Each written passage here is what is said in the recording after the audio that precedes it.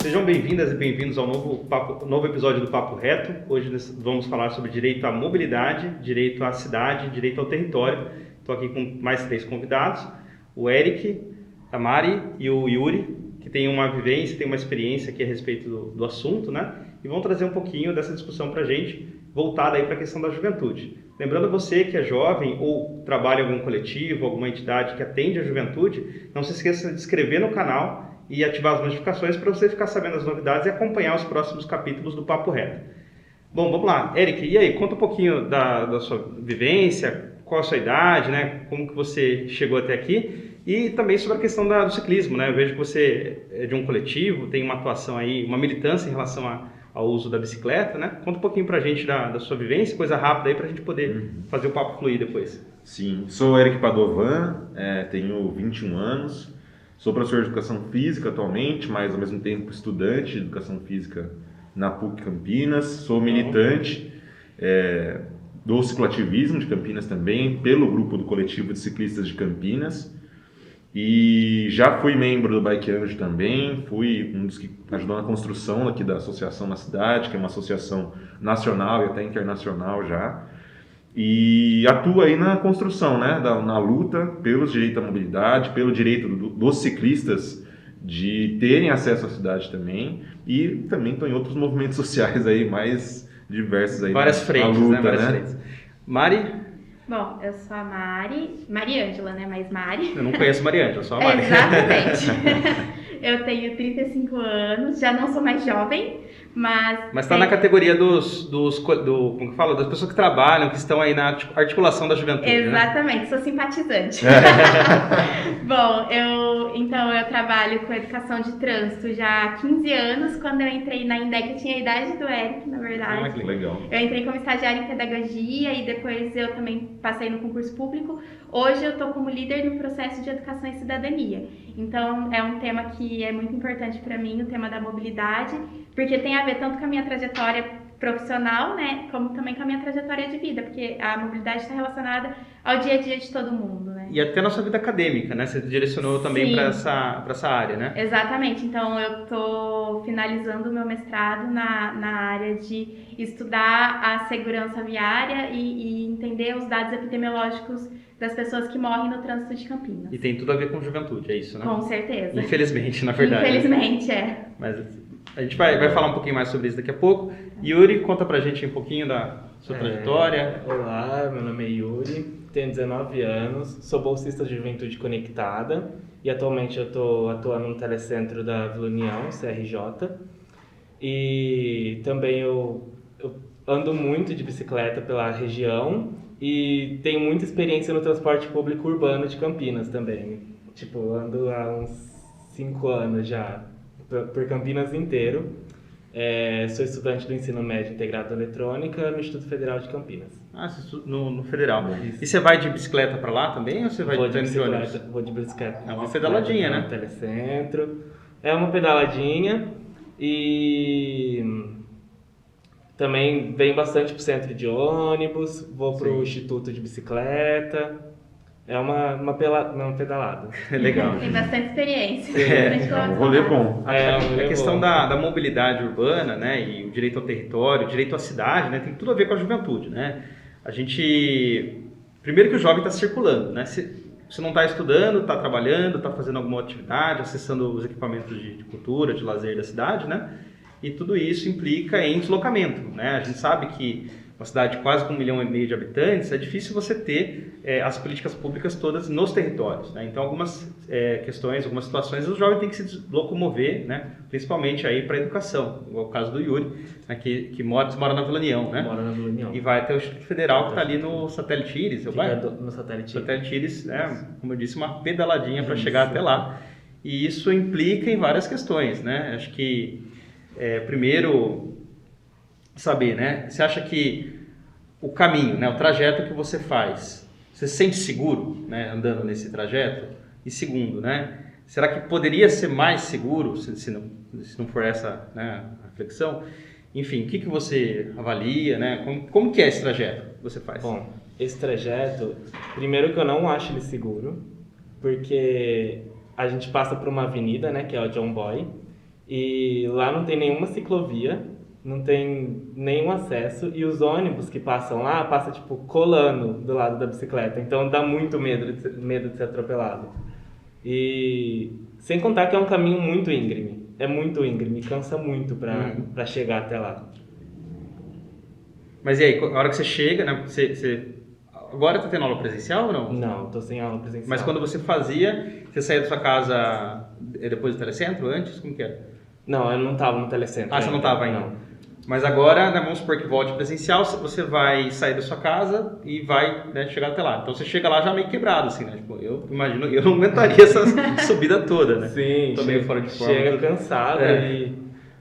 De certa forma, eu levo menos tempo do que o ônibus, o transporte público, o ônibus. Mas, mesmo assim, é um jeito que eu chego mais cansado. E por causa do sol quente também, é ruim. E é ruim. E por que não transporte público daí, então, já que... É porque é bom fazer uma atividade física de manhã e você fica mais disposto pro dia a dia. Apesar de você cansar na hora, apesar de você se cansar na hora, você fica mais disposto pro dia a dia. Dá mais energia, então. A gente tem um educador físico aqui, né? Quase já é um educador físico formado, né? Quase licenciado. Quase. E a questão do ciclismo, né? Tem um exemplo do Yuri aqui que vai, né, o trajeto para estudar e para as atividades também do dia a dia. Mas o ciclismo é só isso? Tem a questão do lazer também? Como que vocês veem isso dentro do movimento, né? Tem diferenciação entre essas discussões que vocês fazem? Entre, né, usar a bicicleta para o lazer e usar a bicicleta para o transporte, por exemplo? Tem bastante diferença, inclusive porque a população que mais utiliza a bicicleta como meio de transporte é a população periférica, é a população mais pobre, que vê ali a bicicleta como meio de transporte mais barato mesmo. Só que, juntamente com isso, vem a questão da saúde, juntamente com isso vem a questão da rapidez, da velocidade de acesso aos lugares e da facilidade também.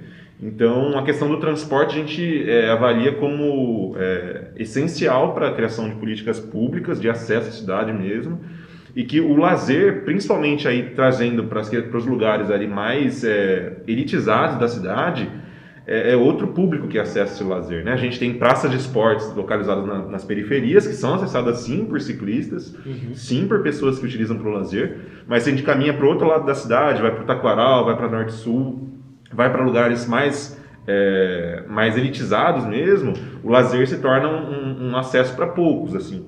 Então, pensar a bicicleta como meio de transporte acaba que se torna um meio mais inclusivo de pensar a bicicleta na cidade. Então, que nem ele falou, né, da questão de que é um incentivo e é uma qualidade de vida, né, um exercício físico, praticar o ciclismo e ter esse meio de transporte, a bicicleta vai além disso, né? Então vai na questão da saúde, vai na questão do custo que envolve, na questão da sociabilidade também, porque quando a gente está dentro de um carro, a gente não consegue conversar com o motorista do lado.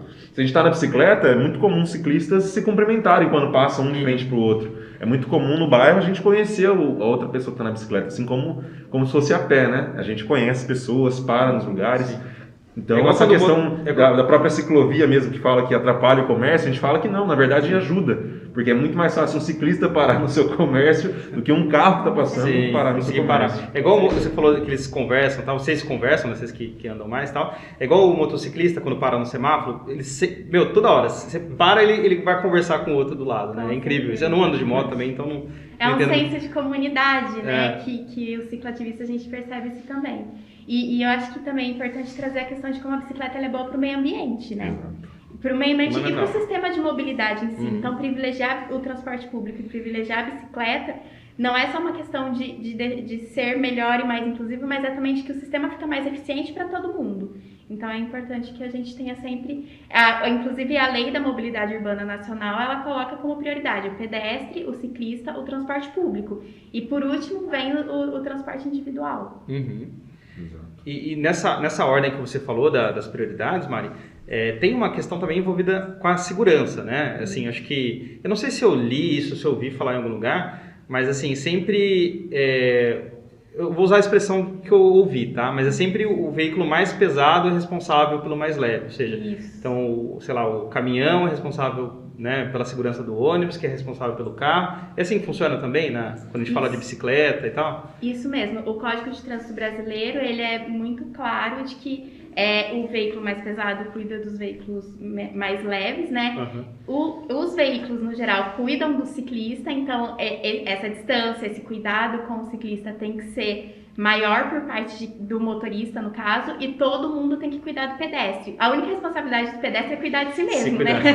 Que já não é pouca coisa. Mas é exatamente essa lógica que a gente tem. E porque o pedestre, ele é o mais vulnerável, e depois o pedestre é o ciclista, né? Então... Eu fico pensando, até perguntei isso, né, por esse motivo, né? Às vezes a gente eu trabalho aqui no centro, a gente está na Francisco Glicério, né?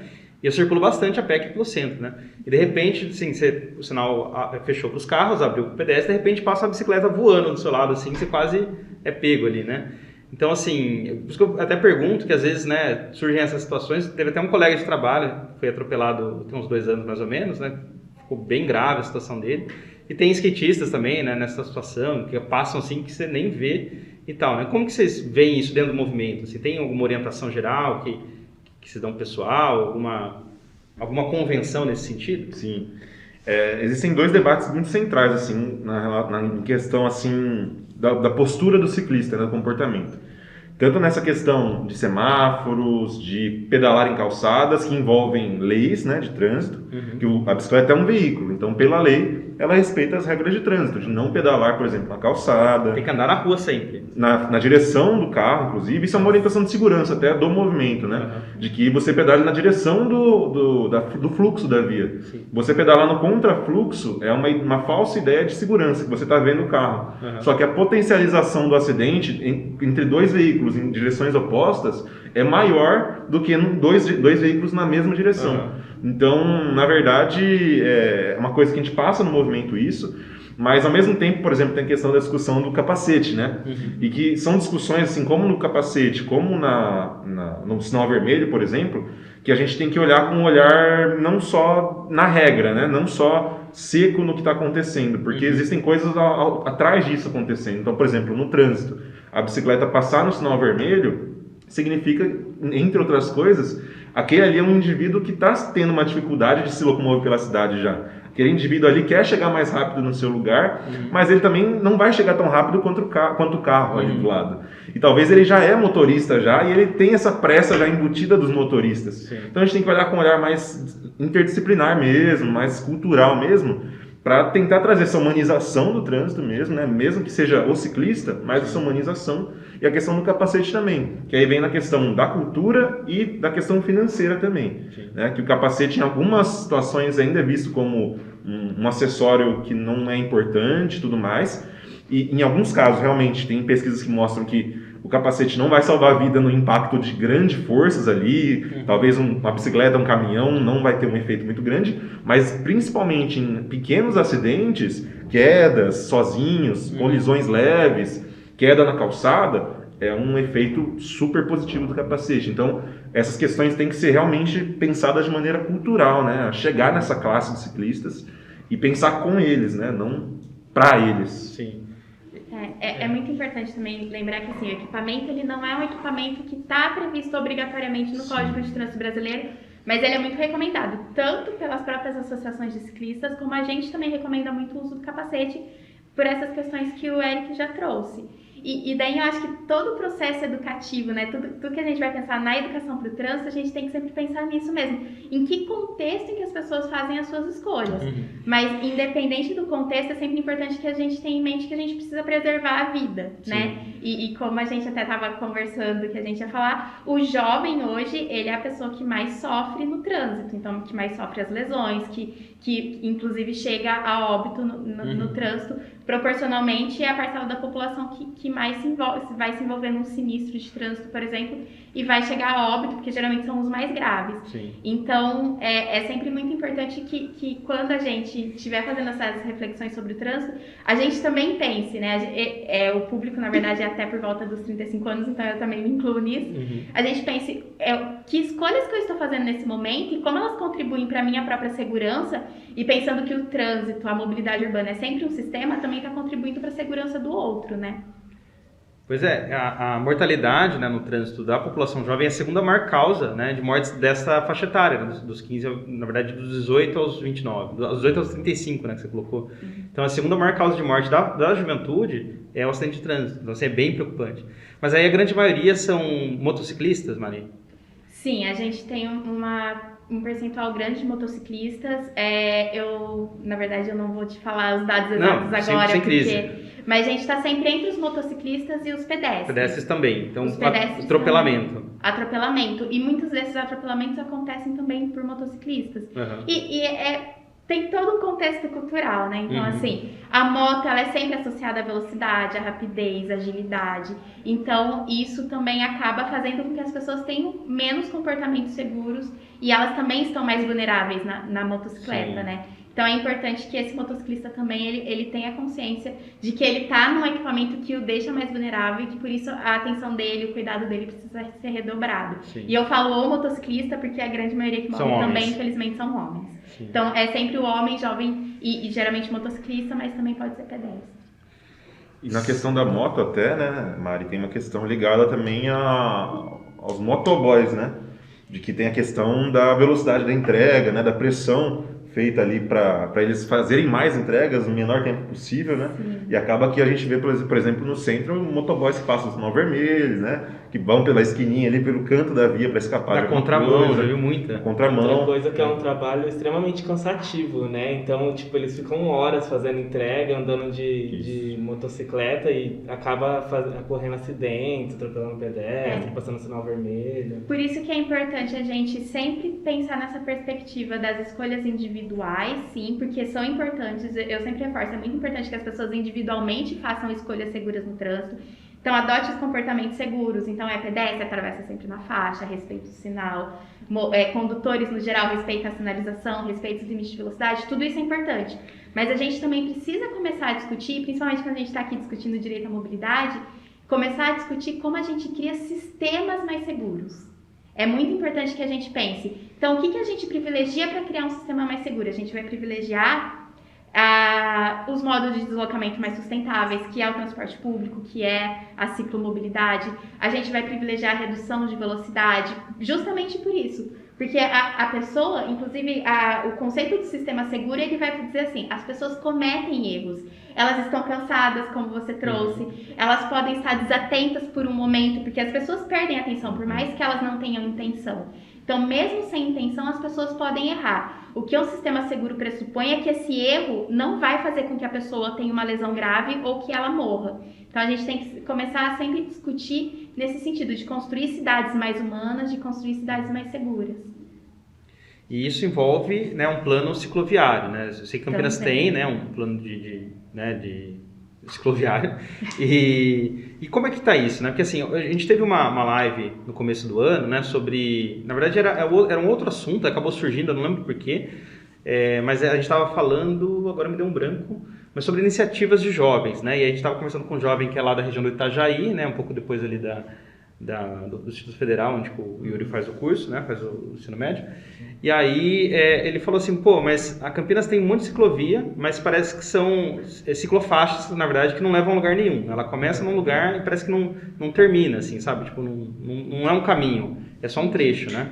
E isso é previsto, Maria? Tipo, pensar, né, isso mais integrado, fazer de fato ser um caminho, né, de trabalho, um caminho de estudo para... Sim, é importante a gente pensar que assim, o sistema cicloviário pensado em Campinas é um sistema que está interligado com o transporte público, por exemplo, então ele não é um sistema pensado sozinho, justamente por causa do que o Yuri até falou, né? Quer dizer, Campinas não tem uma topografia que ajuda a pessoa a andar grandes distâncias e tudo mais. Então a ideia é que sejam sistemas de interligações entre o transporte público e também os trajetos que as pessoas queiram fazer. E a ideia é que seja justamente um sistema, então que a gente tenha ciclovias e ciclofaixas em alguns locais, nos locais que permita que a gente possa ter rotas compartilhadas, por exemplo. Então, a ideia é que seja uma malha que abarque todas as regiões da cidade e principalmente, né, como o Eric falou, que a gente consiga oferecer essa opção de transporte para quem está na periferia da cidade, para quem está em espaços, inclusive, de maior vulnerabilidade social. Mas isso sempre ligado ao transporte público e nem sempre não vai ter uma ciclofaixa em toda a extensão do percurso que a pessoa vai percorrer, necessariamente. Mas ela vai ter ali, de repente, uma rua que tem um trânsito lento, então ela pode também pedalar por aquela rua para complementar o trajeto dela. Legal. Você ia complementar alguma coisa, Eric? Então, é que a gente, no movimento assim, cicloativista, a gente defende que, além dessa interligação, né, a gente acha que é muito interessante que as ciclovias também, que acho que é o que é pensado pela INDEC também, que elas também correspondam à questão da demanda, né? Então, ele falou também da questão da John Boy, por exemplo, né, que é um entrave histórico ali que a gente tem, uma luta histórica, de que na gestão passada ainda, né, a gente teve problemas ali com questão de leis que foram colocadas, que inclusive teria na macrozona lá a instituição de uma ciclovia na John Boy Dunlop, acabou que foi suprimida, e é uma demanda histórica ali de grupos, né, que pedalam pela região, de ciclistas que circulam pela região, que é uma avenida realmente muito estreita, com a topografia. Quando a gente chega em topografias, esse é um grande problema, né? Não pela questão física, porque tem ciclistas que encaram, mesmo que não sejam atletas, senhores, senhoras que vão firme e forte na subida lá e é o meio de transportes deles, né? Mas pela questão da topografia, uma coisa importante, não sei se até pensado em políticas públicas, em pesquisas, ia ser interessante até você trazer, Mari, que é a questão de que quando a bicicleta tem um nível de diferença de velocidade muito grande do carro, a periculosidade para o ciclista aumenta gigantescamente. Então isso acontece em subidas, por exemplo. Numa via, por exemplo, de 60 km por hora, numa reta, numa descida, até que vai o ciclista, até que está confortável se a gente conseguir ali ocupar a faixa, se o motorista passar 1,5 metro, que é uma lei, né, do Código de Trânsito. Ele tem que fazer uma distância de 1,5 metro. No mínimo 1,5 metro. E aí, se conseguir isso, beleza. Mas quando a gente entra numa subida, não pela questão física, mas pela diferença de velocidade, um carro passar 60 por hora com você a 50 é tranquilo. Um carro passar você 60 por hora e você a 10... é uma diferença gigantesca. Você não consegue ter uma reação rápida ali, né? Imagina só um carro a 60 por hora, você a 10, passando a 50 centímetros de você, não respeitando a lei. Sim. Isso é chocante, assim, é muito pesado, é muito forte. Eu já vi casos assim de você tá com mochila, não sei, a mochila enrosca no retrovisor, te derruba, mas eu já vi umas coisas bem bizarras. Guidão. Que os Batendo carros guidão, passam muito colado. Uma questão importante que você traz é que, assim, por exemplo, hoje, pelo menos em praticamente toda a extensão da John Boy, o limite de velocidade é 50 km por hora. Porque também é importante isso, né? Que a gente tenha consciência de que 60 km por hora dentro do perímetro urbano já é uma velocidade bem alta. Então, a gente precisa pensar também que humanizar as relações humanas, humanizar as relações no trânsito, passa necessariamente também por essa redução de velocidade, passa por essa conscientização de motoristas também. Então, é importante a infraestrutura, é essencial, inclusive, eu acho que onde vai estar essa infraestrutura, a gente pode ter algumas discordâncias, mas de que a infraestrutura é necessária, ninguém discorda, mas também é importante que a gente tenha outros tipos de regulamentações. Então, por exemplo, a questão do limite de velocidade, essa questão que já existe a regulamentação da distância mínima. Então, por exemplo, é uma regulamentação importante. E também do comportamento seguro do próprio ciclista, né? Então, também do ciclista também adotar um comportamento seguro, longe de responsabilizar as vítimas, né? Então, não é que eu quero jogar toda a responsabilidade dele pela própria segurança, porque existe uma questão de infraestrutura, existe uma questão da relação com o outro, mas ele também precisa se responsabilizar pela própria segurança, em adotar comportamentos seguros, em achar as rotas mais adequadas e tudo mais. É um esforço coletivo, né? Tem que ser assim, bem orquestrado para que as coisas deem certo, né? E ainda falando, né? Acho que a gente falou bastante já do ciclismo e tal, né? Mas falando do transporte público daí, né? Eu estava dizendo no começo que a principal, acho que uma dos principais usuários talvez seja a juventude, né? Pela questão da educação, do trabalho e tudo, né? e a gente vê, assim, cada vez sendo mais difícil, né, o acesso ao transporte público, pelo preço, pelo deslocamento, pela distância, né? A gente teve até um caso recente, um outro episódio que a gente foi gravar aqui do podcast, que o jovem, assim, teve que se virar para conseguir chegar aqui, né? A gente não soube antes, né? A gente podia dar uma força e tal, mas porque ele mora numa região muito afastada da cidade, mas muito afastada mesmo. A gente está gravando aqui presencialmente, né? Para garantir a qualidade do som, do áudio e tal, respeitando, né, todo o distanciamento. A gente está numa mesa aqui um pouco grande e tudo. E esse jovem não conseguiu chegar, não ia conseguir chegar. Se ele não avisasse assim algumas horas antes, a gente não conseguia ajudá-lo a chegar, né? E justamente pela distância, né, e pelo preço da passagem, né, pelo custo da passagem. Isso porque ele veio fazer um trabalho social aqui com a gente, né, na gravação do Papo Reto. E isso reflete, assim, né, em N situações. Não é um caso isolado, né? É um jovem, entre outros tantos da cidade, que tem pouco acesso, né, à cidade em si, né? A gente está aqui no coração da cidade, na principal avenida da cidade, na Francisco Glicério. E, enfim, o jovem quase não conseguiu acessar, né? Então, assim, a gente precisa pensar em iniciativas para democratizar mais também o acesso à cidade em si, né? Então, que as pessoas que têm a pista de skate lá no bairro, mas que ela consiga acessar também a pista de skate do Taquaral, por exemplo, né? Que a gente sabe que é uma pista legal, que é difícil ter uma estrutura parecida no bairro, né? Enfim, mas como vocês veem essa questão? Assim, dá para melhorar daí? Bom, eu posso começar? Fica à vontade. Não tenho dúvida de que dá, inclusive são as diretrizes da nossa gestão, que a gente tem como duas grandes diretrizes, né? A questão do transporte público e a questão da segurança viária. Então, porque são as duas questões que são desafios de todas as cidades brasileiras, principalmente em cidades grandes, né? Pelo tamanho do território de Campinas e pelo tamanho da população, a gente não pode basear, como você falou, né? A gente não pode basear todas as nossas políticas públicas na mobilidade ativa, né? Que é o andar a pé e a bicicleta. Porque existem distâncias em que você vai precisar que as pessoas usem um modo motorizado, então que seja o transporte público, né? Porque é muito mais sustentável, porque é muito mais seguro, inclusive, e é muito mais eficiente para a população. E aí, quando você privilegia o transporte público, você privilegia um sistema de transporte que chega a todos os lugares, que chega a todas as pessoas, ele vai se tornando cada vez mais eficiente e democrático. Então, é importante que a gente tenha essa diretriz mesmo. E novamente, né, a diretriz da Lei Nacional de Mobilidade Urbana, né, da Política Nacional de Mobilidade Urbana, e também a diretriz do Plano Municipal de Mobilidade Urbana. Então, são as nossas diretrizes de privilegiar o transporte público e de ter um sistema integrado, sim. E a gente está avançando nesse ponto, assim? Tem avançado, sim. A gente tem avançado, por exemplo, com o BRT, né, que então a gente está em vias de implantação. A gente tem pensado em melhorias do modelo do sistema de transporte público como um todo, a gente tem avançado nessas questões. Com certeza são muitos desafios, né? Mas como eu disse, são desafios comuns às cidades grandes brasileiras no geral, né? Só um adendo ao BRT, né? Eu ando de ônibus também desde os 12, 13 anos que eu ando todos os dias, né? Então tem pelo menos 15 anos aí que eu tô nessa luta, né? E sempre as pessoas no ônibus, todo dia, principalmente quando começou a obra do BRT, né, o pessoal, pô, mas já tem o corredor de ônibus, tá fazendo de novo, não sei o que lá. Eu moro ali na região do Campos Elíseos, né, então ali já tinha já tinha um corredor. Das Amoreiras, isso. Né? E aí o pessoal todos os dias.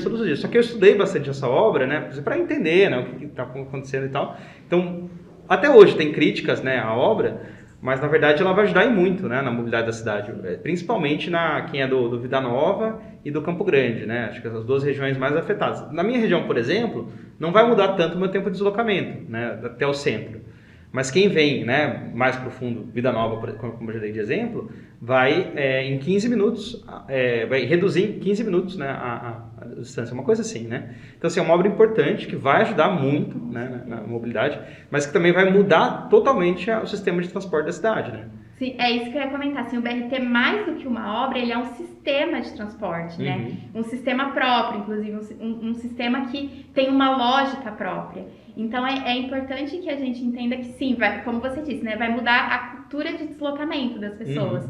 Que pode ser que as pessoas estranhem, né? Como você falou, as pessoas podem até estranhar, mas, no geral, ele é muito melhor, de fato. Sim. Ele é muito mais eficiente, ele é mais rápido, ele é mais seguro, inclusive. Sim. E tanto do ponto de vista da segurança viária, como também do ponto de vista da segurança pública. A gente não faz uma obra em casa para piorar, né? A gente faz para melhorar, né? Então, acho que o BRT é isso, né? Assim, de fato, é uma intervenção gigantesca, né? Que deu bastante transtorno, está dando ainda, né? Principalmente nessa fase final agora. Mas é que vai melhorar, né? E a gente tem esperança nisso, né? Que principalmente aí para a nossa população jovem consiga acessar mais a cidade, né? Enfim, possa contribuir nesse sentido. Quer comentar alguma coisa, Yuri, sobre transporte público? Eu queria comentar aqui um fato sobre demorar a BRT também, porque ela precisa de ônibus específicos, não é? Para passar naquelas estações que são mais altas. Sim, então, vai mudar todo específico. O coletivo, não vai? Toda a frota. Na verdade, a frota, isso. Isso, na verdade, assim, o BRT ele é um sistema exclusivo, um sistema único, que vai conversar com o sistema convencional também da cidade.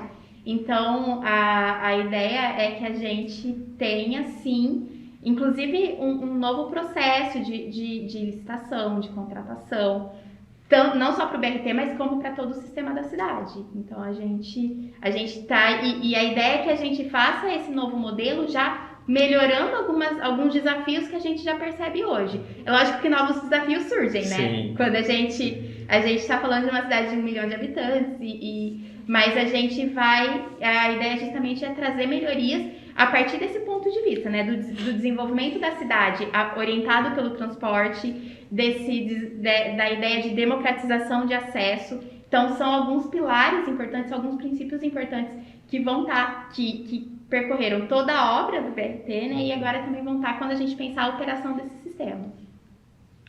E acho que tem umas coisas importantes também sobre o transporte público, né? Que vão no sentido também de repensar o próprio sistema também, no sentido de tornar ele mais popular, né? Então, o próprio sistema de concessões, o próprio sistema que a gente tem hoje na maioria das cidades do país, né? É um sistema que dificulta muito o acesso e dificulta até mesmo para o poder público gerir esse sistema, né?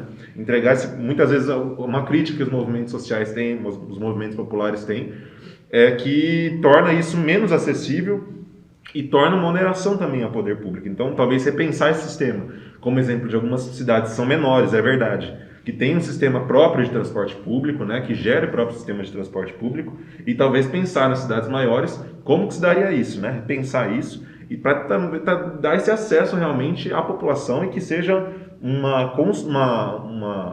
poder do povo mesmo sobre o transporte público coletivo, né? Uhum. E até na questão dos direitos da juventude também entra na questão do meio passe, que é do 60%, se não me engano, no universitário, né? 60%, se eu não me engano, é até o ensino médio ou estudantil. Isso. E o universitário é 50%. 50% no universitário. Se eu não me engano, Sim. É isso mesmo. É isso, né? Mesmo. E aí algumas cidades, inclusive, estão na reivindicação, a população, pelo passe livre, né, dos estudantes, num geral, né? Então, São Paulo tem algumas iniciativas nesse sentido, no Grande ABC, se não me engano, que eu acho que são coisas importantes para a nossa juventude, né? Ter o acesso, né? Como é discutido. Sim. Campinas teve essa discussão muito forte, eu lembro, eu era estudante secundarista ainda, né? E a gente discutia muito a questão do passe livre, né? E o passe universitário, que foi conquistado acho que em 2013, 2014, não tenho certeza. É bem recente, né? É um passo importante, né? Assim, um avanço tremendo, né? Claro que contempla aí uma parcela, né, da juventude, não integral, mas a gente tem falado em passe juvenil, na verdade, passe da juventude, né? Que é justamente a população jovem, a gente fala de 15 a 29 anos, né? Isso no Brasil inteiro. E parte dessa juventude já saiu da idade escolar, ou seja, né? Então, digamos, você está com que idade, Yuri? 19, né? Está terminando o ensino médio. Terminando o último ano. Então, ele vai terminar o ensino médio e tal, vai estar com 19, 20 anos ano que vem, vai ter terminado o ensino médio. Qual a política que ele vai acessar, né, para conseguir acessar melhor a cidade, né? Equipamentos culturais, de lazer, como eu já tinha dito no começo, né? Então, o passe da juventude, ou passe juvenil, varia de cidade para cidade, vai nessa linha, né? Ou seja, o jovem que já terminou os estudos, que não, ou já terminou a faculdade, ou não começou ainda, mas que ele possa ter acesso, né, à cidade. Então, é uma discussão importante. Eu lembro que eu tive em Brasília, um tempo atrás, e o pessoal de Anápolis, né, queria saber como que era a experiência nossa aqui. Eu falei, olha, a gente só tem o universitário, né? e no fim das contas eles acabaram criando o Passe Livre Juventude, né? Lá em Anápolis, que é uma cidade grande também, né? Próximo de Goiânia ali, e conseguiram criar o Passe da Juventude. Só que aí que tá, né? O transporte público, acho que a Mari pode dizer com mais propriedade, ele é caro, né? E alguém vai pagar a conta.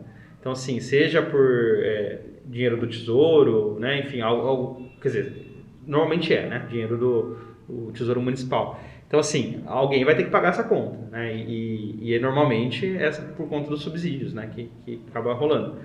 Então, assim, é uma coisa que é cara e que a gente precisa estudar formas, né? De baratear, ou de, como a Mari estava dizendo nos bastidores aqui, né? Exatamente. Um sistema único de transporte público, né? Que pudesse ter repasse da União direto para os municípios, né? Para poder custear tudo isso. Como nos países ditos aí de primeiro mundo, né? Existe toda uma dinâmica do transporte público, onde que o governo central, o governo federal, que subsidia, né, as cidades, principalmente as grandes, né, para executar. Porque assim, eu entendo que tem alguns setores, tem mais eficiência realmente a execução direta, né, do município, como por exemplo a questão da água, a Sanasa. Hoje é impensável a privatização da Sanasa, porque é uma empresa extremamente competente, extremamente funcional. Mas tem outros serviços que não daria certo, né? E eu não sei experiências municipais de empresas municipais que gerenciam o transporte que tenham dado certo em cidades grandes, né? Estou falando em cidades com mais de 500 mil habitantes, né? Você tem alguma experiência, Maria? Eu não conheço, para falar a verdade, assim. E daí eu concordo com você, assim, acho que a gente precisa estudar o modelo, né? Sim. Pensar, assim, esse modelo de concessão. E existem diversos modelos de concessão, inclusive, né? Então a gente não precisa necessariamente pensar em estatizar para se tornar mais barato, por exemplo. Mas a gente precisa discutir, sim, esses modelos de concessão e precisa principalmente discutir as fontes de financiamento. Porque mesmo que a gente estatiza, é extremamente custoso, sim, né? Porque tem manutenção, tem quilômetro rodado. Pode ficar mais caro do que já né? Pode ficar mais caro, inclusive, exatamente. Então a gente precisa pensar, assim, nesses modelos de concessão, mas a gente precisa pensar principalmente em fontes de financiamento. Sim. E justamente de não onerar somente o município, né? Sim. Por uma questão de que é um direito básico, porque a mobilidade, acho importante até falar sobre isso, que o direito à mobilidade está muito relacionado, inclusive, ao acesso a outros direitos. É muito importante isso. Então, assim, como ele está falando, quer dizer, ele estuda, Instituto Federal é uma ótima instituição de ensino, né? Mas ele precisa enfrentar questões de mobilidade para ter acesso de qualidade à educação, por exemplo, né? Então, para acessar serviços de saúde, para acessar serviços de lazer, tudo isso perpassa pelas questões da mobilidade. Então, é um direito muito central, né? Eu gostei muito do que você falou, assim, dessa linha de raciocínio, né, de que é uma porta de acesso para outros direitos, né? Acho que a gente pensa isso também na questão da inclusão digital, né, Yuri, no programa Juventude Conectada, né? Que a gente é uma ponte, né, de acesso a outros direitos, que hoje tem muita coisa que é virtual, né? Mas ainda voltando nisso, o Instituto Federal ele funcionava antes na região dos Amarais, né? E aí teve uma questão ali com o governo federal, né? É um Instituto Federal, então, né, sob gerência do governo federal. E aí esse campus, né, que funcionava no Amarais, foi transferido para o Campo Grande, ou seja, saiu da região norte e foi para a região noroeste.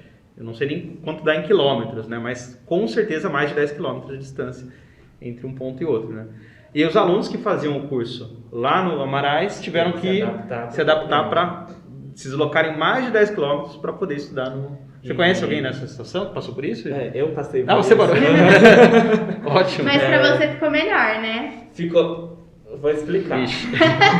Era muito difícil pro Amarais, porque eu levava cerca de... Tinha dia que eu levava 2 horas pra chegar no campus. Você ia de ônibus mesmo? Eu ia de ônibus. Eu tinha que acordar, que eu fazia o período da manhã, eu tinha que acordar às 5 horas da manhã pra chegar no campus às 7. Então era muito tempo de locomoção.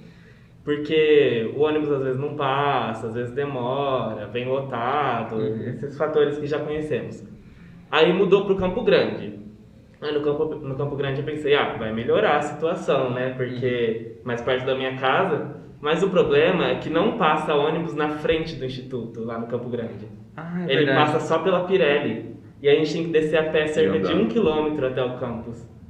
Aí isso no sol das 7 da manhã, que já é quente... Sim. É muito difícil, depois no sol do meio-dia para voltar é mais difícil ainda. Então, não tem muito acesso naquela região. Aí, depois de uns 2 meses estudando no Campo Grande, eles arrumaram uma linha que passava lá na frente, que subia até a avenida, aí na frente da Pirelli. Uhum. Só que aí, essa linha também não passava, tipo, passava às vezes de 5 em 5 horas, de 1 em 1 hora. Uhum. Então é um lugar muito de difícil acesso.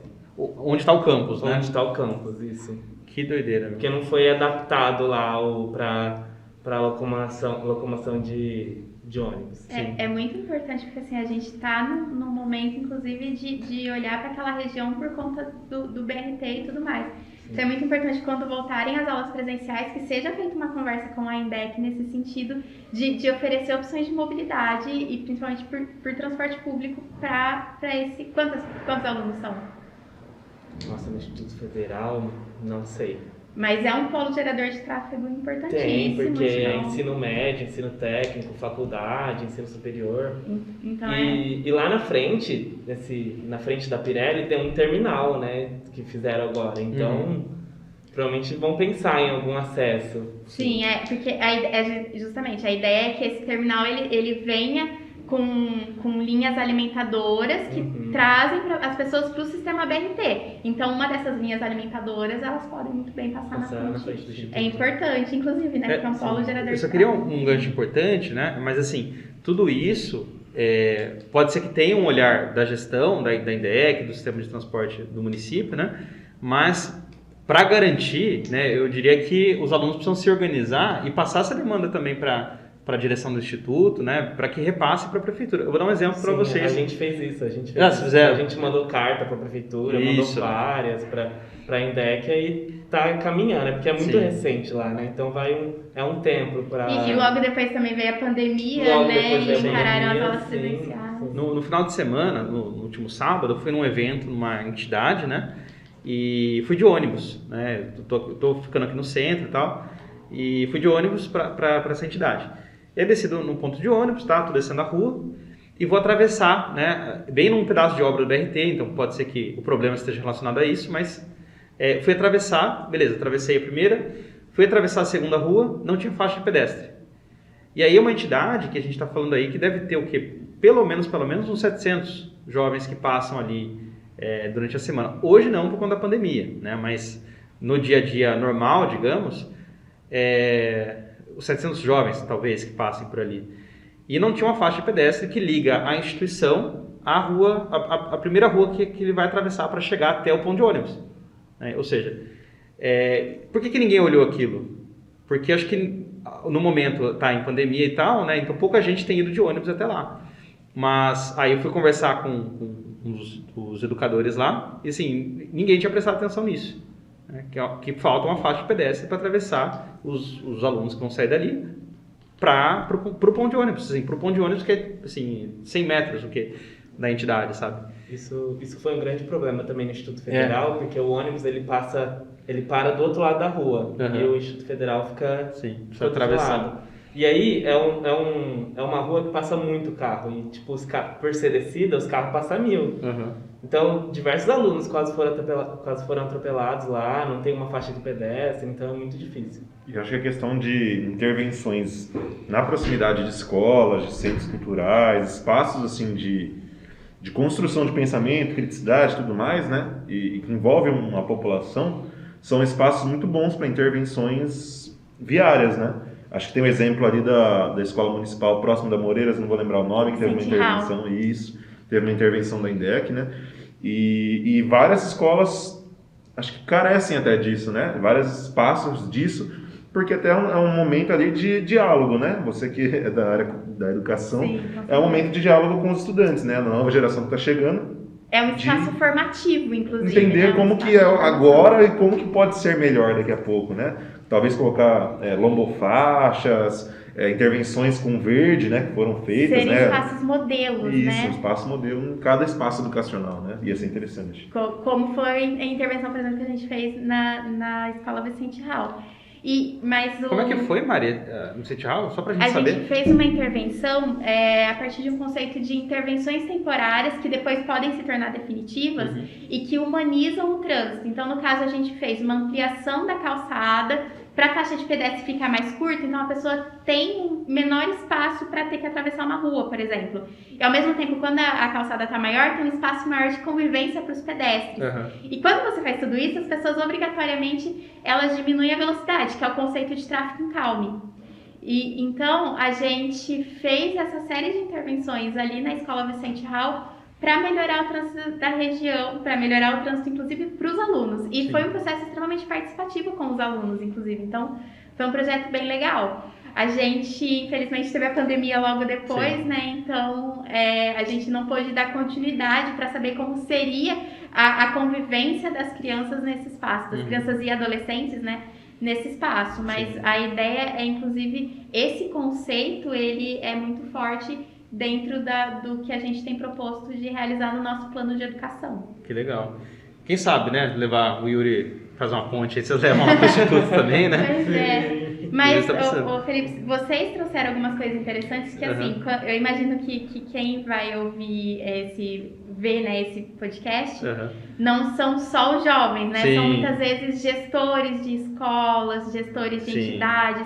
E é importante a gente ter esse olhar para a mobilidade. Então, assim, é pensar, né? Quer dizer, a gente está mudando para um lugar, como que vai ser a política de acesso, como que é essa segurança no entorno desse espaço, o que a gente pode fazer e pensando nisso como um processo formativo também, não precisa levar as respostas prontas. Coloca os jovens para pensar esse processo junto. O jovem, ele vivencia muita mobilidade e eu gosto inclusive é um tema que eu acabei me apaixonando muito por isso, porque todo mundo tem uma opinião sobre a mobilidade urbana, todo mundo se desloca, né? Porque todo mundo se desloca, exatamente. Então todo mundo tem essa vivência, todo mundo tem uma opinião e muitas vezes as ideias, elas podem contribuir muito, elas podem inclusive fazer com que a gente crie espaços humanizados, seguros, muito mais eficientes, inclusive, do que se só a INDEC chegar lá implantando tudo, né? Você falou bem interessante, né? A educação é uma forma também de garantir a participação, né? Tipo, das pessoas na construção das políticas, das ações, das intervenções, como foi no caso do Vicente Hall, né? Da Escola Estadual Vicente Hall. Vicente Hall? É municipal. Municipal, Vicente né? Hall, Municipal. isso mesmo.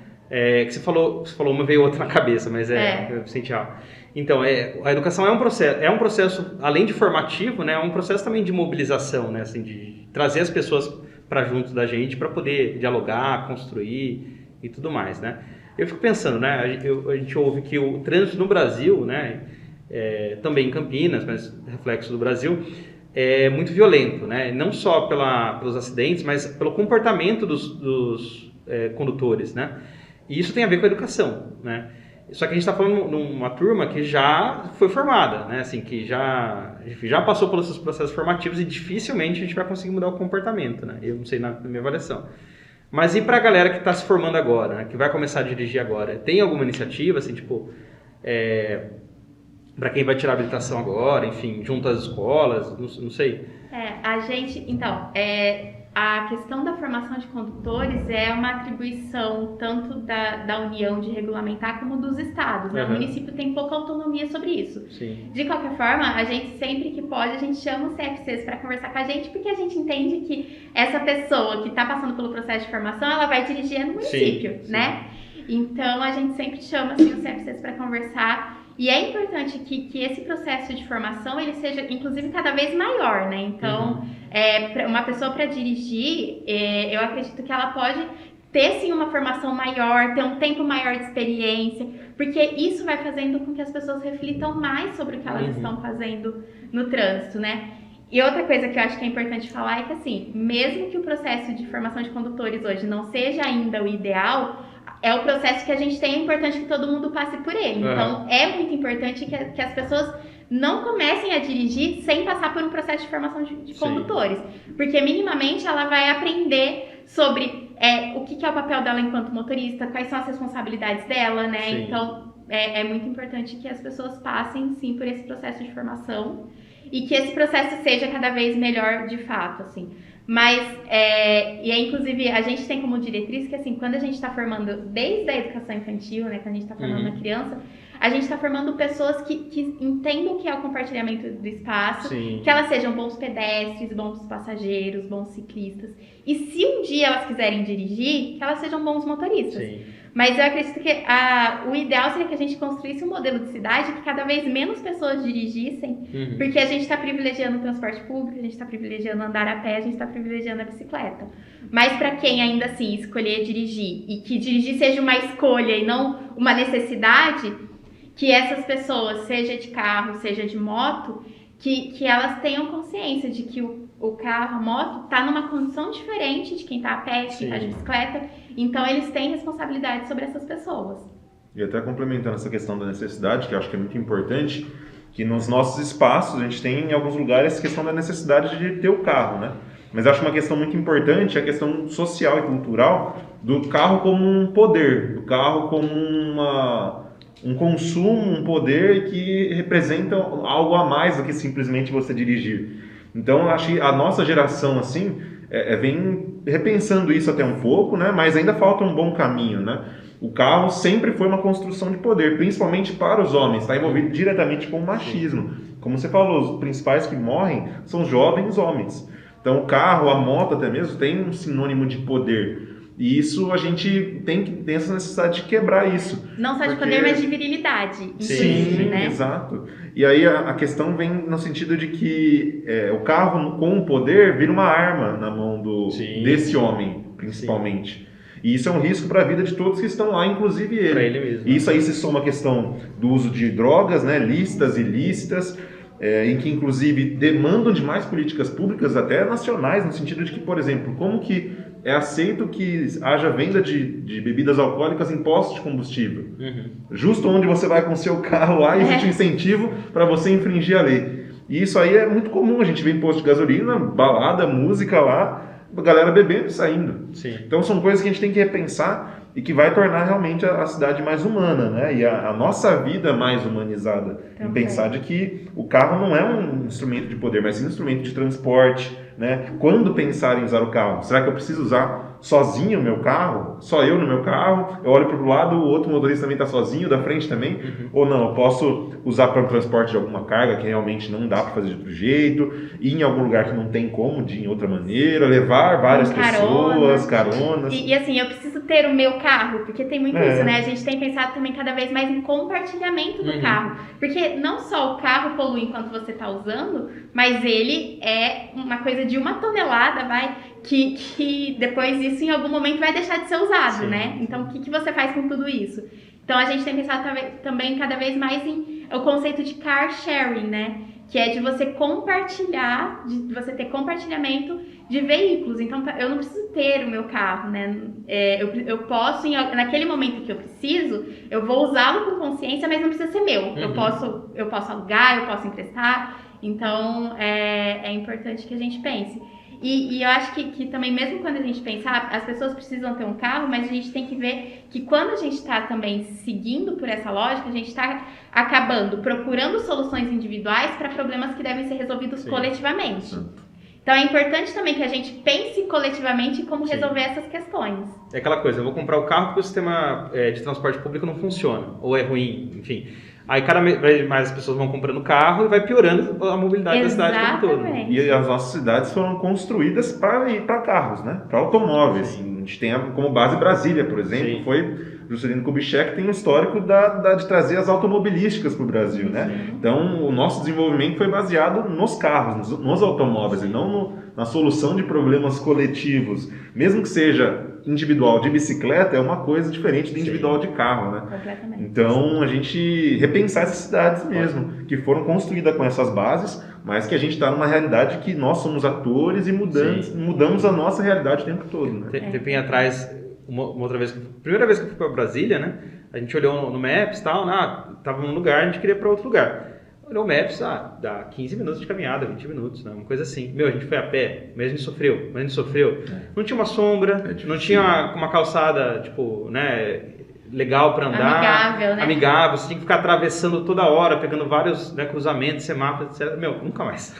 Uma coisa interessante sobre Porque sombra, sobre tudo mais, acho que é uma coisa que a gente não pensa tanto quando pensa em bicicleta, em ciclomobilidade, mobilidade ativa, é a transformação dos espaços, que são intersetoriais, né? Então, por exemplo, a questão de ter mais árvores na cidade vai no sentido do meio ambiente, vai no sentido da locomoção e da segurança também, né? Como da iluminação Sim. ao mesmo tempo.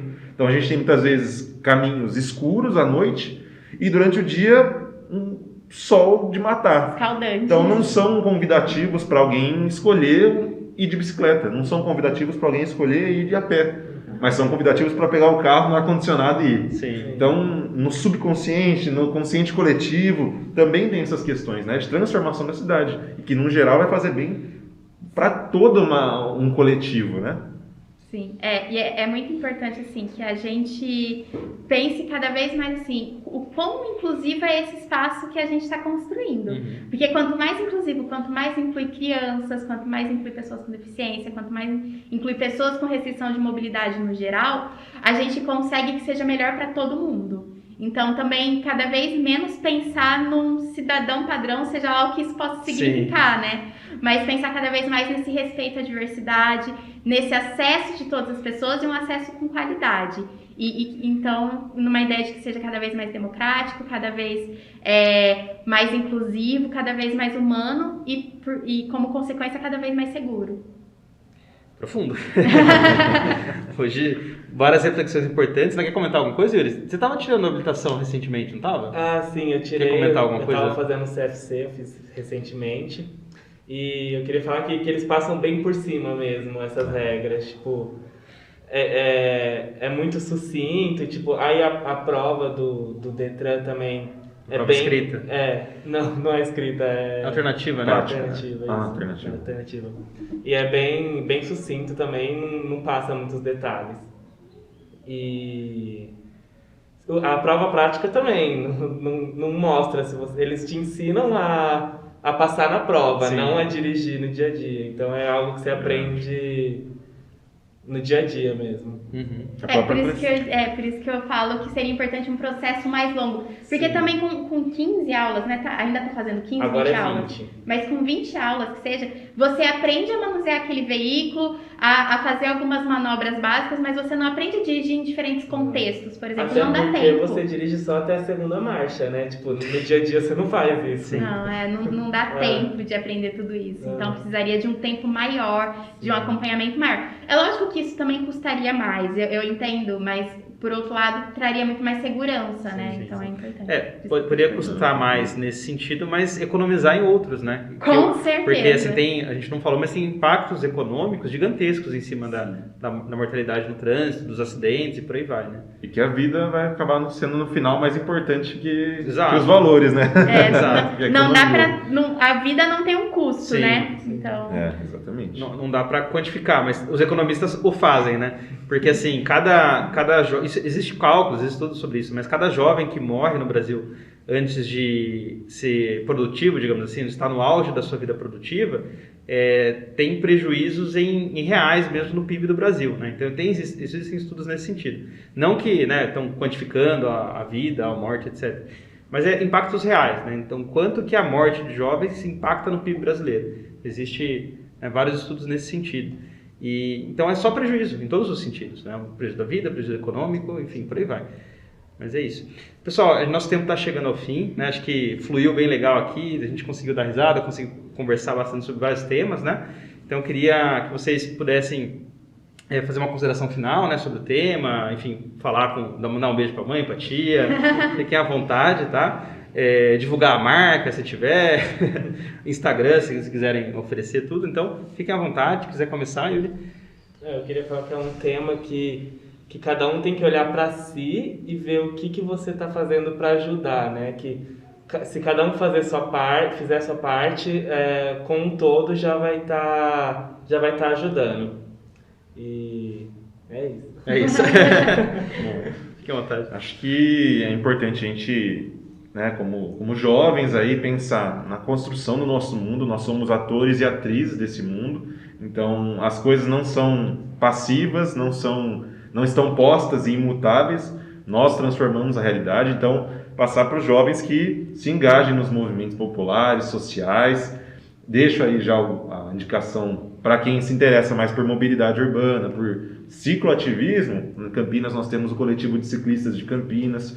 Caso você queira só ir para o lazer mesmo, tem vários grupos de ciclismo pela cidade toda. Caso você queira aprender a pedalar, tem o Bike Anjo. E aí vai, conhecendo, né? Legal.